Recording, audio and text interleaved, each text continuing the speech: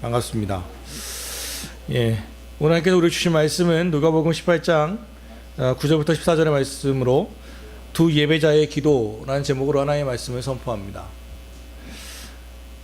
예, 오늘 말씀은 많이 익히 알고 있는 말씀이기도 하죠. 많이 또 들었던 말씀이기도 합니다. 그런데 이 말씀을 통해서 다시 한번 예배자들의 마음은 어떠한가, 또 우리의 기도는 어떠해야 하는가에 대해서 다시 한번 상기하고자 합니다. 오늘 먼저 이 말씀을 잠깐 보려면 앞에 본문의 배경을 좀 살펴봐야만 합니다. 앞에 18장 1절은 이렇게 시작하거든요. 예수께서 그들에게 항상 기도하고 낙심하지 말아야 할 것을 비유로 말씀하여 이르시되, 이러면서 악한 재판장과 과부의 이야기를 합니다. 그러니까 악한 재판장이 있는데 아주 요즘 그 TV에 잘 나오는 그 사법부 농단 하시는 분들처럼 재판을 지 마음대로 법에 따라 하지 않고 자기 소견에 옳은 대로 막 해버리는 그런 재판장이 있었습니다. 아주 악한 왕이었습니다. 악한 재판관이 있었죠. 가난한 과부가 자기 억울함을 풀어주기 위해서 법에 호소를 했는데 약한 재판장이 그렇게 하질 않습니다. 말을 들어주질 않죠. 그랬더니 과부가 어떻게 하냐면 재판장이 가는 곳마다 찾아가는 겁니다. 그러고 나서는 억울합니다 계속 하소연을 하는 거죠. 결국에 이 재판장이 어떻게 하냐면, 나는 악한데, 자기가 압니다, 내가 악하기 때문에 이 사람 소원을 들어주고 싶지 않은데 귀찮으니까 내가 귀찮아서라도 이 얘기 들어줘야겠다. 이게 뭐냐면 항상 기도하고 낙심하지 말아야 한다라는 비유로 하시는 말씀입니다. 그러니까 악한 재판장도 그렇게 계속해서 자주 억울하다고 얘기하고 하면 들어주는데, 하물며 좋으신 하나님께서 너의 기도도 안 들어주시겠느냐, 이런 이야기죠. 이건 뭐냐면 쉽게 말하면 기도의 양을 말합니다. 기도를 얼마만큼 더 해야 하느냐, 그 양의 문제라는 말이죠. 그러면 그 기도는 많이 오래만 하면 되는 거냐, 거기에 대한 그 대답이 바로 그 뒤의 이야기입니다. 오늘 본문이죠. 앞에가 기도의 양을 얘기한다면 이제 이 9절 이하에서는 그 기도는 그런데 진실되게 해야 한다, 기도의 질의 문제를 이야기하는 겁니다. 항상 기도해야만 합니다. 쉬지 말고 기도해야만 합니다. 그런데 그게 기계적이면 안 된다는 것을 의미합니다. 진실돼야 함. 요즘 쉽게 우리 아이들 표현대로 한다면 영혼 1도 없는 그런 기도는 하나님이 들어주시지 않는다, 그 얘기를 하고 있는 거죠. 양적인 기도도 중요하지만 질적인 기도도 중요합니다.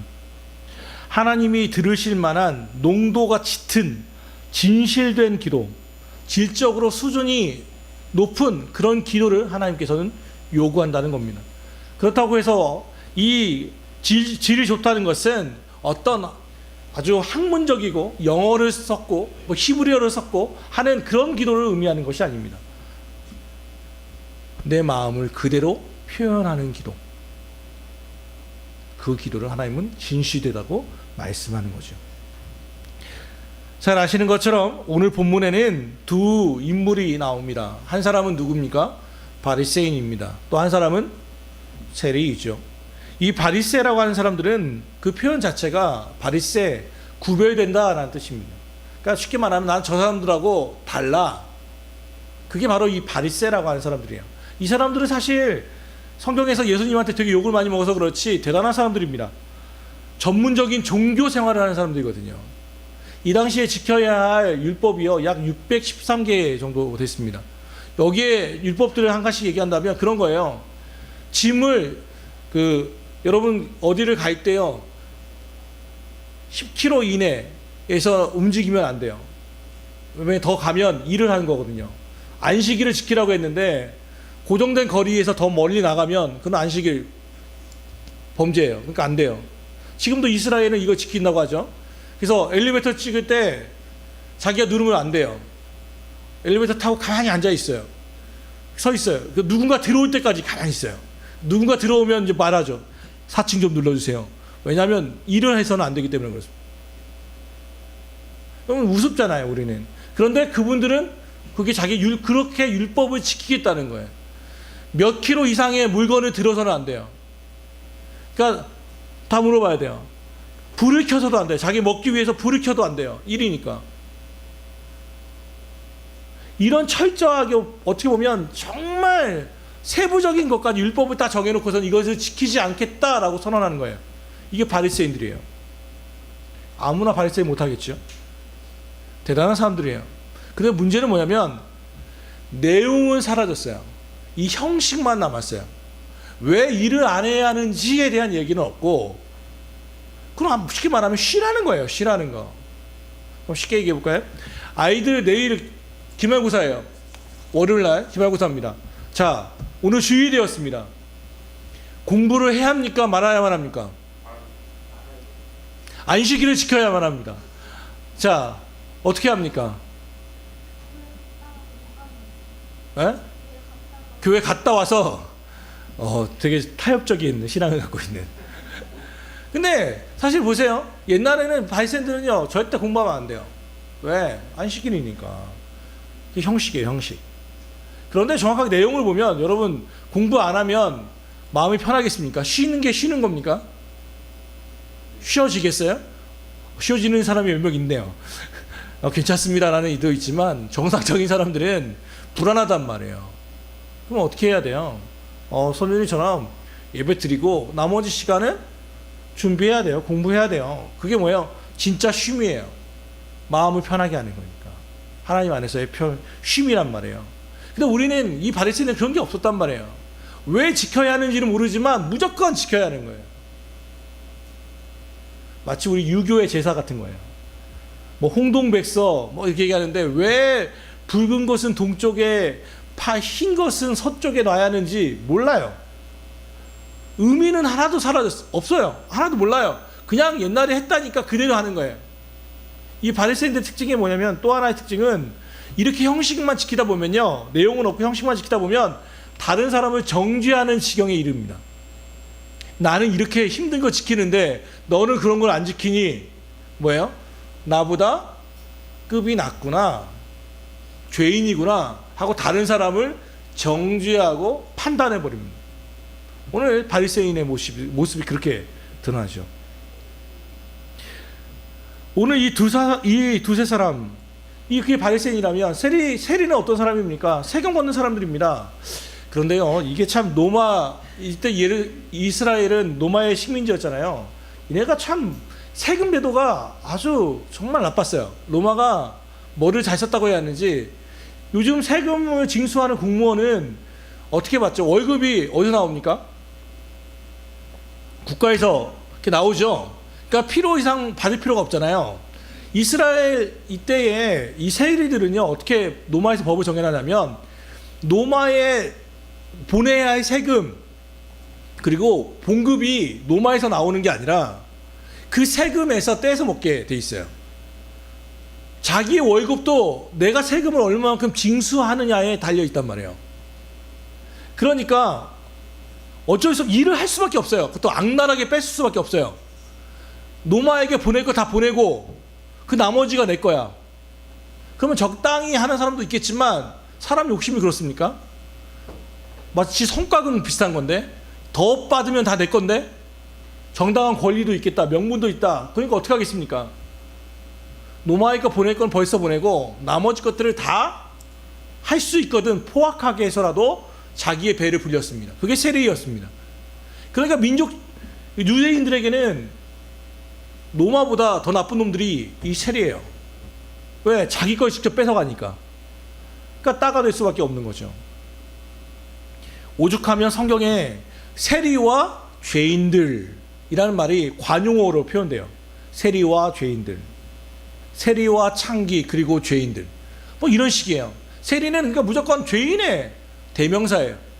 종교적으로도 타락했을 뿐더러 민족적으로도 그렇고 정치적으로도 그렇고, 이 세리는 어디 발 붙일 데가 없는 말 그대로 죄인의 삶을 살고 있는 이들이 이 세리였어요. 그러니까 바리새인과 세리는 어떻게 보면 극단적인 비유예요. 극단적인 비유. 그런데 이 둘에게 공통점이 있습니다. 오늘 본문에서 공통점을 찾는다면 이런 거죠. 첫 번째, 둘 다 하나님 앞에 예배하러 왔다. 하나님 앞에 예배할 줄 아는 사람들이었다. 그게 공통점이죠. 두 번째, 하나님 앞에서 의롭다라고 하는 의로움을 얻기 위해서 왔다. 예. 하트가 왔습니다. 예, 하트가 왔다는 건 예, 에어컨을 잠시 꺼달라는 얘기입니다. 에어컨을 끄고. 네, 감사합니다. 하트를 알려주셔서. 자, 까먹었잖아. 예, 두 번째는 의롭다함을 얻었다는 거죠. 의롭다. 의롭다. 하나님 앞에서 의롭다는 말을 쉽게 말하면 인정받는다는 뜻이에요. 하나님이 인정해 주는 것에 대해서 그들은 관심이 있었어요.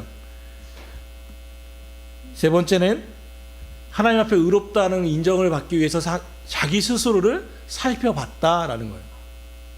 바리새인도 하나님 앞에서 자기 자신을 돌아봤고 세리도 자기 자신을 돌아봤습니다. 그런데 결과는 천차만별이 되었죠. 자기들이 생각하는 것과 완전 정반대의 결과가 나왔습니다. 왜 그런 일이 일어난 겁니까? 첫 번째로 하나님은 자기를 의롭게 여기는 기도는 들어주시지 않는다는 겁니다. 왜냐하면 사람은 하나님 앞에서 의롭지 못하기 때문에 그렇습니다. 죄인이면서도 자기의 의를 내세우고 자기 자랑, 자기 공로, 자기의 선행을 내세우는 것을 하나님은 용납하지 않습니다. 자기를 의롭다고 생각하면 내 의로서 하나님 앞에 나가게 되는데 거대한 순수한 정결한 하나님의 의에 나의 의가 드러나가면 우리의 의가 거짓이라는 것이 부패했다는 것이 적나라하게 드러나기 때문에 그렇습니다. 저는 청소하는 걸 이렇게 정말 좋아하지 않습니다. 아내는 청소하는 걸 너무 좋아해요. 저는 아내와 계속 이렇게 다툼이 있을 때가 보통 이 청소에 관련된 문제예요. 제가 볼 때는요, 우리의 거실은 너무 완벽해요. 우리 집은 너무 정결하게 질서 있게 다 정리가 되어 있다고 저는 믿어요. 그런데 그분이 퇴근하고 돌아오시는 날 전쟁이 벌어져요. 그분은 놀랍게도 여기저기에 더러운 것들을 다 발견하시는 은사가 있으세요. 이건 왜 신발은 좀 질서가 없고 왜 설거지는 이렇게 되어 있고 놀라우신 은사가 있어요. 제 눈에는 그게 옳거든요. 여러분, 이게 하나님의 의예요.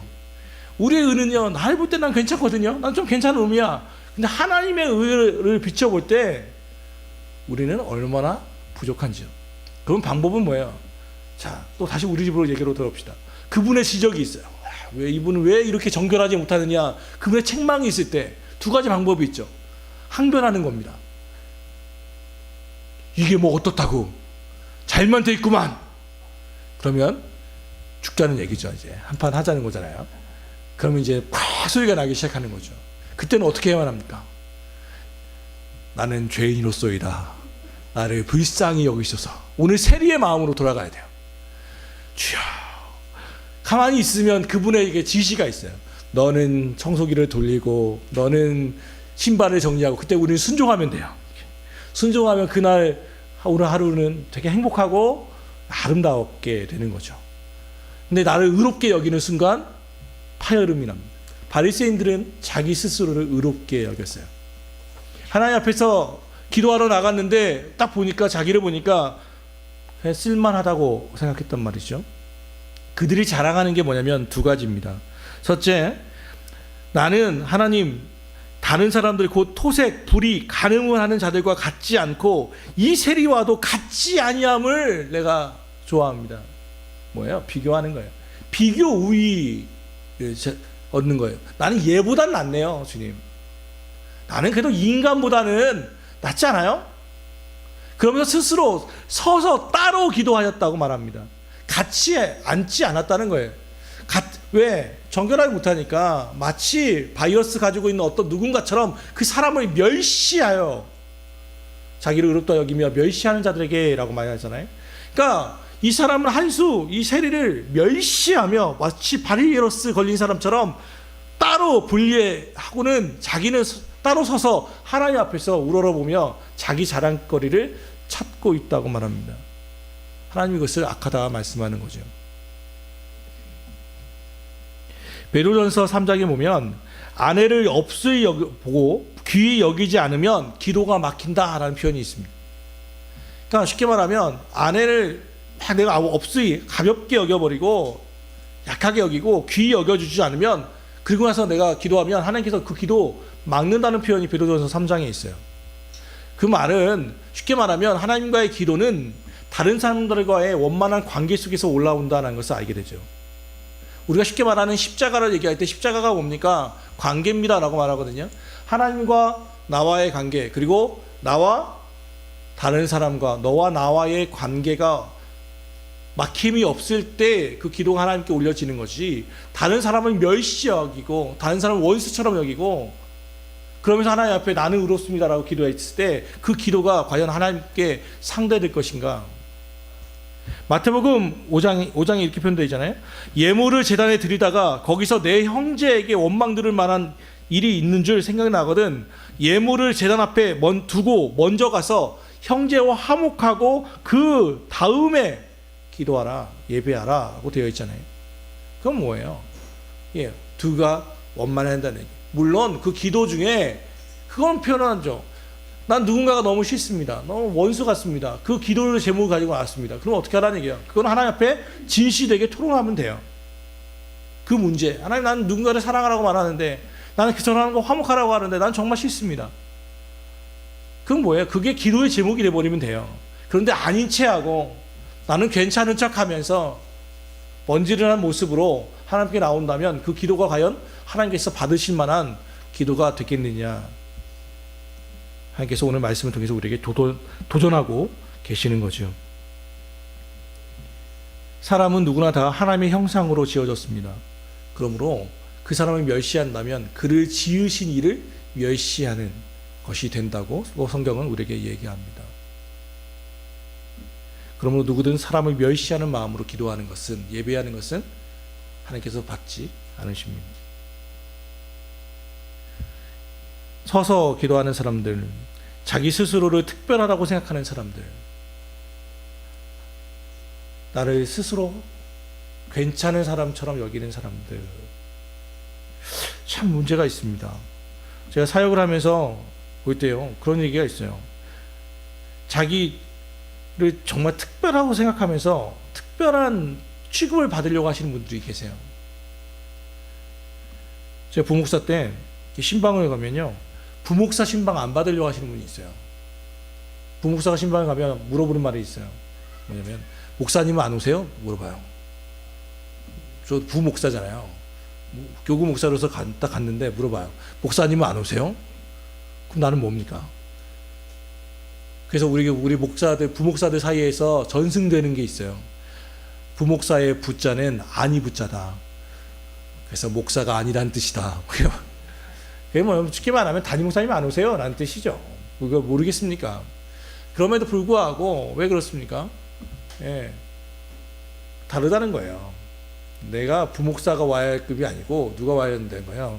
담임 목사님 급 오셔야 되는 급인데 나를 소홀히 여기느냐라는 볼멘 소리를 저는 종종 들었습니다. 하나님 여러분, 바리새인이 따로 있는 게 아니에요. 나를 특별하다고 생각하는 사람이 사실은 바리새인이에요. 나는 특별한, 나는 이렇게 대우를 받아야 한다. 이건 자존감하고는 다른 이야기입니다. 하나님 앞에서 나는 특별한 사람이 맞습니다. 그런데 다른 사람과 비교해서 특별한 사람이다 라고 생각한다면 그것은 바리새인이 되는 것이죠. 아무 옆에나 같이 섞이면 어떻습니까? 누구나 다 하나님 앞에서 같이 더불어 살면 어떻습니까? 더욱더 좋지요. 이 교회는 모두가 다 하나님 앞에서의 죄인이고 또 다 같이 그렇기 때문에 구원받은 의인들 아닙니까? 그럼 누군가와 어울리는 것이 뭐 그게 대단한 일입니까? 스스로를 별도의 취급을 받을 필요가 없습니다. 또 하나, 이 사람 바리새인의 기도는 하나님이 들으시라는 기도가 아니라 사람이 듣기를 바라서 하는 기도입니다. 하나님 앞에서 자랑하는 게 아니라 자기 스스로를 자랑하는 기도라는 거죠. 기도는요, 하나님께만 하는 겁니다.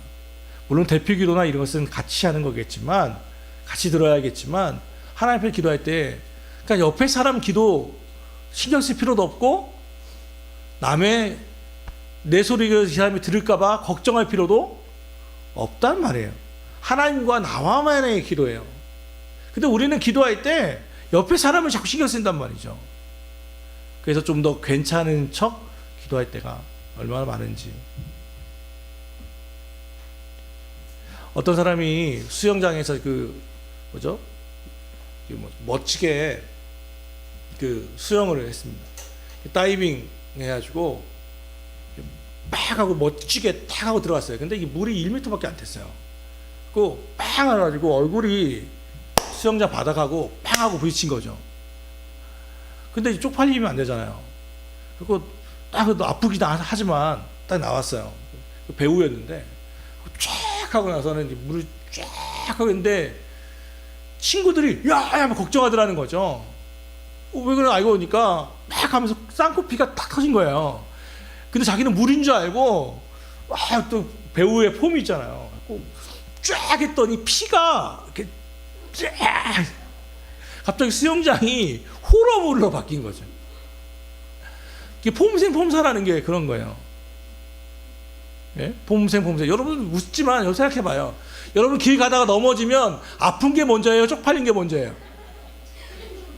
쪽팔린 게 먼저거든요. 가다 넘어지면 제일 먼저 하는 건 내가 어디를 다쳤느냐가 아니야. 누가 있나를 봐야 돼요. 거기서 괜찮은 것처럼 빨리 그 골목으로 가서 그때부터 이제 하는 거잖아요. 우리는 다른 사람을 얼마나 신경 쓰는지요. 그죠? 다른 사람 앞에서 얼마나 괜찮은 척 하는지 모르죠. 그런데 기도는 특별히 하나님 앞에서는 그래서는 안 된다는 거예요. 괜찮은 척 할 필요가 없어요.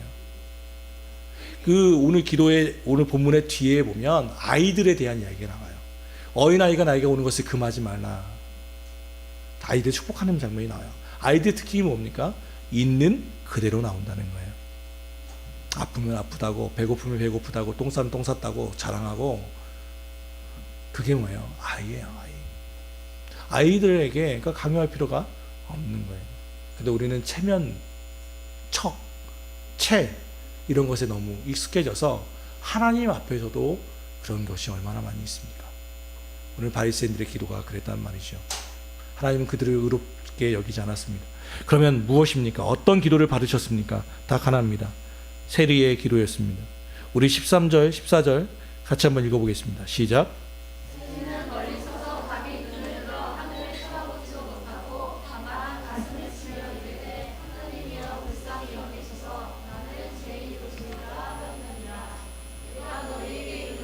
이에 저 바리새인이 아니고 이 사람이 의롭다 하심을 받고 그의 집으로 내려갔느니라. 무릇 자기를 높이는 자는 낮아지고 자기를 낮추는 자는 높아지리라. 아멘. 세리의 모습은 너무 대조적이죠. 그는 멀리 섰습니다. 그리고 다른 사람보다 더 큰 죄인이라는 것을 알고 있기 때문에 감히 이 당시에 보통 기도는 하늘을 우러러 보면서 눈을 뜨고 기도하는 것, 두 손을 들고 기도하는 게 일반적이었는데 그는 감히 하나님을 우러러 보지도 못했습니다. 멀리 마치 소심하게 성전의 맨 뒤쪽쯤에서 하나님을 우러러 보지도 못하고 가슴을 부여잡고는 하나님 앞에 이렇게 기도하는 겁니다. 나를 좀 불쌍히 여겨주십시오. 내가 죄인입니다. 나를 좀 불쌍히 여겨주십시오. 그는 누구 때문에 세상이 나를 이렇게 만들었습니다. 나는 그 인간이 나를 이렇게 만든 것입니다. 제가 먹고 살려니 이 세리를 하는 것이 아닙니까? 하나님 앞에 항변하지 않았습니다. 우리 가족을 부양하다 보니 어쩔 수 없이 이 약한 세리를 합니다. 말하지도 않았습니다. 그래도 제가 다른 세리보다는 좀 낫지요. 저는 그래도 제 월급만 떼옵니다. 다른 누군가는 이만큼 떼오는데 저는 이 정도밖에 안 합니다. 스스로를 변명하지는 않았습니다. 핑계대지는 않았습니다. 그저 하나님 앞에 눈물 흘립니다. 하나님, 제가 죄를 지었습니다. 내가 죄인입니다. 저는 원통합니다. 억울합니다도 없습니다. 그저 하나님의 자비만을 구합니다. 불쌍히 여겨주십시오. 불쌍히 여겨주십시오. 그런데요, 신앙의 본질은 여기에 있습니다. 하나님 앞에 우리가 나오는 이유는 뭘 자랑하기 위해서 나오는 게 아니지 않습니까? 우리가 하나님 앞에 나오는 이유는 이것이 아닙니까? 하나님, 나를 좀 불쌍히 여겨주십시오. 하나님 앞에 긍휼을 얻고자 나오는 것이 아닙니까? 세리는 이 본질을 알고 있었습니다. 그는 그렇게 하나님 앞에 바짝 엎드렸습니다. 주님, 나를 불쌍히 여겨 주십시오. 구구절절 나의 사정과 형편에 대하여 하나님께 말할 필요도 없습니다. 오늘 우리가 불렀던 찬송가 280장 천부여 의지없어서, 이것은 사실 개인적으로 말하면 저희 어머님이 가장 좋아하시던 찬양이었습니다. 천부여 의지없어서 손들고 옵니다. 주 나를, 옛날에는 주 나를 박대하시면 나 어디 가리까. 천부여 의지없어서, 천부는 하나님의 하늘의 아버지죠. 하늘의 아버지여 의지없어서, 의지할 곳이 없어서 주님 앞에 나옵니다. 두 손 들고 옵니다. 주님마저 나를 외면하시면 나 어디 갑니까? 이 기도를, 이 찬양과 같은 이 기도는 사실 우리 어머님이 좋아하실 수밖에 없었던 이유는, 저는 우리 어머니의 삶을 알고 있기 때문에 그렇습니다. 죄송스러운 표현이지만 저희 아버님은 그렇게 자랑할 만한 분이 아니셨습니다. 어머님도 재혼이었고 아버님도 재혼이셨습니다. 각자의 가족들이 있었고요, 자녀도 있었고, 다들 어렵게 만났습니다. 저희 아버님과 어머님의 나이 차이는 16세 정도였습니다. 저를 어머니께서 40세에 낳았으니까 저는 막내였습니다. 그러니까 아버님께서 56세셨으니까 나이 차가 얼마나 많이 심합니까? 그러니 아버님 보실 때 어머님은 아마 어린 누군가였을 것입니다. 술을 참 좋아하셨습니다. 그 술만 먹으면 때리고 패고 옷을 찢고, 저는 어렸을 때 트라우마가처럼 기억나는 것들이 그런 겁니다. 아버님이 술 먹고 들어오시면 우리 집안이 전시 상황이 됩니다. 얼마만큼 술 취하셨는지 잘 모르기 때문에 피난 갈 준비를 합니다. 들어오시면 이제 막 어머니의 속옷을 가위로 자르고 패고 막 하면 우리는 이제 도망치는 거죠. 우리 집 뒤에 뒷산으로 도망가서 숨어 있습니다. 그럼 아버님이 코를 엄청 고셨기 때문에 코 고는 소리가 들리는가 안 들리는가를 귀를 기울이다가 귀가 그릴만 하면 이제 작은 방으로 조용히 들어가서 잠을 청하는 겁니다. 그런 아픔이 좀 있었습니다. 그런 우리 어머니의 삶을 알고 있기 때문에 이 어머니의 이 찬송가의 가사가 얼마나 그 마음판에 새겨 있는지를 압니다. 가난한 이에게 시집 와서 막 이런저런 고초를 겪으시고, 또 아버님도 도박도 좋아하셔서 벌어놓은 돈 다 탕진하시고, 마치 가난하면 재밌는 것은 가족이나 친척들도 끊긴다는 것입니다. 가난하고 못 배웠을 뿐더러 가난하고 힘들어지면 자연스럽게 가족들 또 친척들이 연락을 끊어버리게 되니, 자기 연락도 받으면 될만한데 안 받아요. 왜요? 도움 달라고 할까봐. 그렇게 외롭게 사시던 어머니께서 뒤늦게 기독교 또 예수님을 알게 되고 그가 애청했던 곳이 그래서 이 찬송가 280장이었습니다. 천부여 의지 없어서, 의지할 데가 없어서, 어디 손 벌릴 데도 없고 하나님 앞에 왔으니, 주님도 나를 박대하시면, 외면해 버리면 난 어디 갑니까?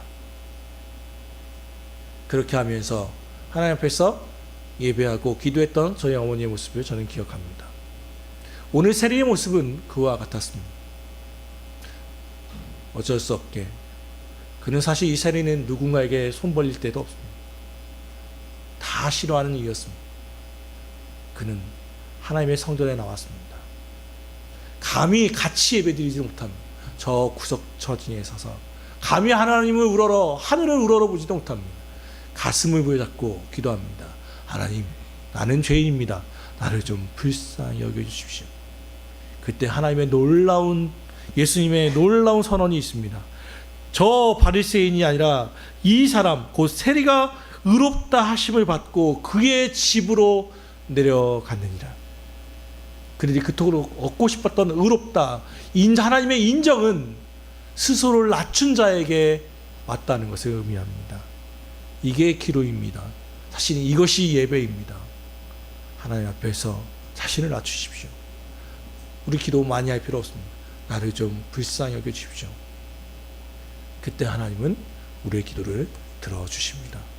바라는 것은 사랑하는 가까운 교회 모든 성도들이 항상 하나님 앞에서 의롭다 하심을 받는 그런 성도가 되기를 바랍니다. 그것은 비결은 하나입니다. 자신을 낮추십시오. 그러면 하나님께서 높여 주십니다. 기도합시다. 하나님